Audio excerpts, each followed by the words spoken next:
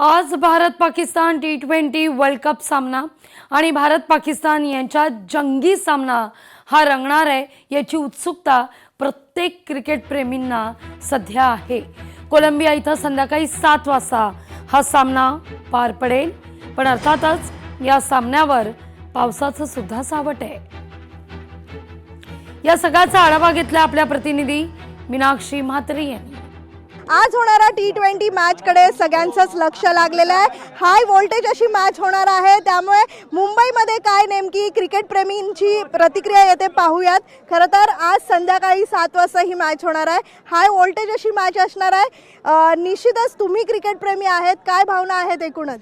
आमचा फुल support team इंडियाला आधीपासूनच आहे आणि इंडिया ही मॅच एकतर्फीच जिंकणार आहे आणि उस्मान तारिकचा एवढा काय हाय नाही, इंडिया मारेल त्यांना। Ishan Kishan is always win.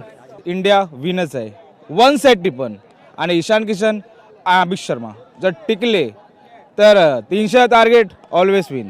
फिल्डिंगमध्ये पण इंडिया छान आहे, बॅटिंगमध्ये पण चांगलेच आहेत, पण तसं तर काहीच नाही। जर पहिली बॅटिंग झाली तर अप्रॉक्स 230 तर टार्गेट देऊ शकतात आपण त्यांना, आणि त्यांना मीन्स जर फर्स्ट आपण जर बॉलिंग करतात आहे तर 160-170 मध्ये त्यांना ऑल आउट करू शकतात आपण। टीम इंडिया पहला टॉस जीत करके, टॉस अगर जीतेंगे तो बैटिंग ही करेंगे। इन लोगों का टारगेट रहेगा, सब जितने भी बैट्समैन है, ऑलराउंडर है, उन लोगों का टारगेट ही रहेगा कि स्टार्टिंग से हमको तोड़ना है उन लोगों को। वेगळंच वातावरण जे आहे ते आज होणाऱ्या T20च्या या हाय व्होल्टेज मॅचसाठी आपल्याला पाहायला मिळतोय, त्यामुळे एक वेगळाच उत्साहाचं वातावरण जे आहे ते मुंबईच्या या ओव्हल मैदानामध्ये आपल्याला पाहायला मिळतंय। व्हिडिओ जर्नलिस्ट प्रतीक गुप्तासह मीनाक्षी म्हात्रे, लोकशाही मराठी, मुंबई। काल दुपारी मुलुंड इथल्या LBS रोडवर मेट्रो कामादरम्यान झालेल्या अपघात प्रकरण आणि या प्रकरणी MMRDAनं आता उच्चस्तरीय चौकशी समिती गठीत केली आहे। या चौकशी समितीच्या अहवालानंतर दोषींविरोधात कठोर कारवाई करण्यात येईल असे MMRDA कडून सांगण्यात आलंय।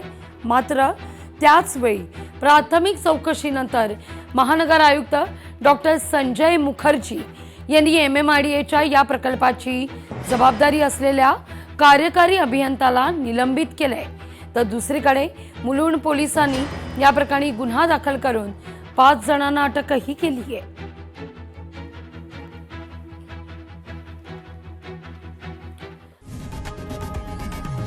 लोकशाही मराठी ऐका, पहा, जागरूक रहा।